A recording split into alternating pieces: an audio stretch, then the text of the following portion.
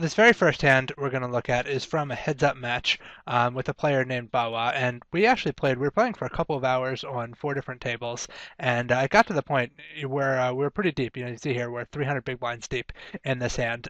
So not surprisingly, some of the biggest pots that I played were in a heads-up match, just because there's more incentive to play big pots when there's just two of you. You're going to do a lot more like bluffing, and there's a lot more situations where both people are going to stack off and things like that. So this is a particularly big bluff that I attempted to run, and we'll talk about why it maybe was or wasn't a good idea. Also, per some of your suggestions, I've decided, at least in a lot of situations, not to show the villain's whole cards until the end, so we don't actually know what he has. So he opens it up on the button, and I choose to flat call with King Jack offsuit. I do think it's a little bit too good of a hand to fold, but with us being 300 big blinds deep, I really don't want to three bet it either. If I do, like let's say that I three bet two, even $120 would be kind of a big three bet. When he calls me, there's still going to be more than 10 times the pot left in our effective stacks. So there's still going to be a lot of money left in the effective stacks. And when I flop even if I were to flop top pair, like if I get a king five deuce flop, I'm not necessarily thrilled about stacking off with king jack for 300 big blinds in a three bet pot, or if I get a jack high flop or something. So they're just certainly I could make an open-ended straight draw with it. I could make two pair, but those things just aren't going to happen all that often. And most of them aren't really specific to playing king jack offsuit. So king jack suited might be a hand that I would three bet, but there's a lot more ways that king jack suited can make a very strong hand or a strong draw, but king jack offsuit, I'm really not trying to play a big pot with it from out of position. So I'm happy with this flat call. Um, I check the flop here on 489 flop, and he bets. I think it's interesting with the king jack. One option here would just be to bet at the flop immediately, because the problem with my hand with king jack is that versus this opponent who he's raising his button in heads up match, and that could be of quite a wide range. Some people are even playing any two cards on their button.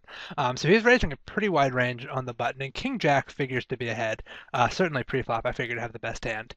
And then when he bets the flop, also, I think his continuation betting, I mean, this is the board he's going to bet relatively frequently. So I think King Jack is actually kind of in decent shape here, even though I don't have a pair or anything. The problem is that it's really not quite good enough of a hand to check and call because he is also going to be quote, bluffing with some hands that are actually better than mine. Like, I think if he has ace high, he'll be betting a lot of his ace high hands on this board.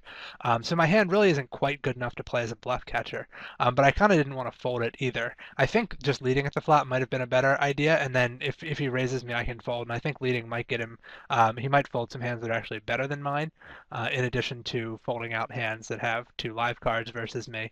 And then I have some backdoor options, so like if a 10 comes on the turn, I can fire a second barrel at it. That's a pretty good barreling opportunity for me. What I decided to do was check raise the hand, and I think that's actually kind of a mistake. For the same reasons that I was saying it's not a good idea to 3-bet pre-flop, because King Jack isn't really going to make hands that you want to play for your stack, even if you get a desirable flop. It's not usually a flop that's strong enough that you can back the hand with your whole stack anyway.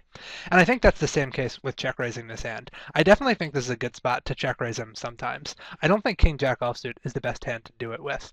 I'd much rather be check raising here with a draw or at least some decent backdoor draws, which I really don't have here with the King Jack.